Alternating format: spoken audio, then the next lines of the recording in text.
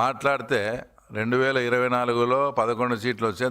దానికి కారణం ఈవీఎం అంటాడు.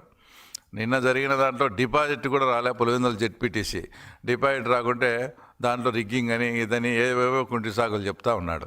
ఎంత నీచానికి దిగజారినారంటే 5,000 10,000 అంటే పులివెందుల మండలంలో ఓటర్లను కాకుండా వేరే వాళ్ళకు డబ్బులు ఇచ్చి సాక్షివాడు 5,000 ఇచ్చేది, సాక్షివాడు మైకు పెట్టేది, ఆ రోజు నేను ఓటు వేయలేదని చెప్పించే కార్యక్రమం.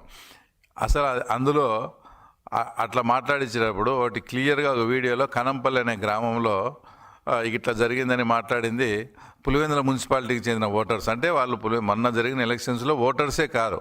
అది కూడా మేమంతా కూడా అది క్లియర్గా కూడా ప్రూఫ్ చేయడం కూడా జరిగింది. ఇట్లా ఇంత మాట్లాడేటప్పుడు ఆ రోజు పెద్దిరెడ్డి రామచంద్రారెడ్డి గారు కుప్పంలో జరిగిన తర్వాత ఆయన స్టేట్మెంట్ ఇచ్చి ఎన్నిక ఏదైనా కూడా గెలిపే అని ఆయన మాట్లాడినాడు మరి ఆ రోజు. అంటే ఇప్పుడుండే పరిస్థితికి ఆయన మాట్లాడిన దానికి మళ్ళీ మీరేం సమాధానం చెప్తారు?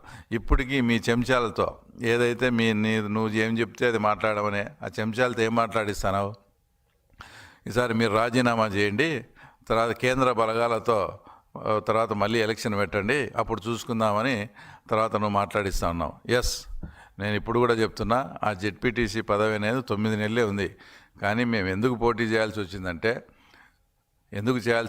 పులివెందుల్లో ప్రజాస్వామ్యబద్ధంగా ఎన్నిక జరిగితే జగన్మోహన్ రెడ్డి పరిస్థితి ఇది అని రాష్ట్ర ప్రజలకు తెలియజేయాలనే ఉద్దేశంతోనే మేము ఎలక్షన్ ఫేస్ చేయడం జరిగింది. మేము అనుకున్నట్లు అంటే ప్రజలు కూడా అదే అనుకున్నారు. మేము అనుకున్నట్టు ప్రజాస్వామ్యబద్ధంగా జరిగితే జగన్ పరిస్థితి తేట తెల్లమైంది. దానికోసమే మేము ఎలక్షన్ జరిపినాం. కానీ ఈ పదవి అనేది మాకంత ముఖ్యం కాదు. ఎస్, ఇప్పుడు మీరు చెప్పినట్లే మేము మా భార్యతో మేము రాజీనామా చేయిస్తాం. తర్వాత మిమ్మల్ని కూడా ఒకటే సవాల్ అడుగుతున్నా నేను.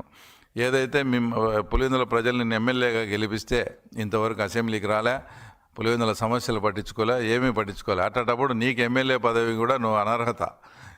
ఆ ఎమ్మెల్యే పదవి కూడా నువ్వు అర్హుడు కాదు. నీకు నిజంగా ఇప్పుడు నిన్న పులివెందులు జరిగిన ఎలక్షన్ ప్రజాస్వామ్యబద్ధంగా జరగలేదు అని నువ్వు నిజంగా ఫీల్ అయ్యి ఏదన్నా ఉంటే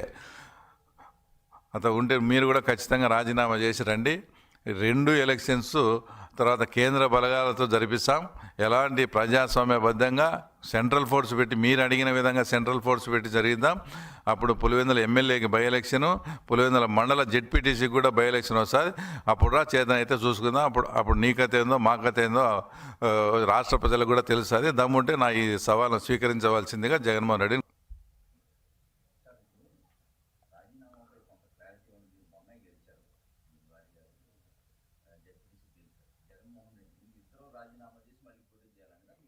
అంతే, అంటే వాళ్ళ చెంచా బ్యాచ్తో ఇది అట్లా జరగలేదు, ఇది ఇట్లా జరగలేదని ఏమేమో చెప్తున్నారు కదా. ఏమేమో చెప్తూ సెంట్రల్ ఫోర్స్ పెట్టి ఎలక్షన్ జరపమని అడుగుతున్నారు. అంటే అతని మనుషులు అంటే సతీష్ రెడ్డి కావచ్చు ఇట్లాంటి. నేనేం చెప్తానంటే సరే, ఇప్పుడు మీరు ఎమ్మెల్యే గెలిచి అసెంబ్లీకి పోలేదు, ఏం లేదు. తర్వాత మీరు ఇప్పుడు పులివెందుల్లో మమ్మల్ని రాజీనామా చేయమంటున్నారు. ఇదే రాజీనామా నువ్వు కూడా ప్రజల సమస్యలు తీర్చలేదు, ఇంకోటి తీర్చలేదు. నువ్వు కూడా రాష్ట్ర ప్రజలకు నాకు బలం ఉందని ఒక సంకేతం ఇచ్చుకోవాలంటే నువ్వు కూడా రాజీనామా చేసిరా. మేము మా భార్యతో రాజీనామా చేసాం. పులివెందుల మండల జెడ్పీటీసీ, పులివెందుల ఎమ్మెల్యే ఎలక్షన్ 2 కేంద్ర బలగాల దాంతో చేసుకుందాము, నీకు దమ్ముంటే రా అని చెప్తున్నాం.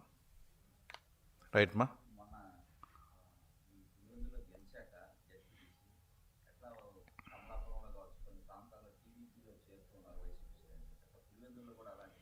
పులివెందుల్లో కూడా ఒక స్ట్రాటజీగా పోతున్నాము.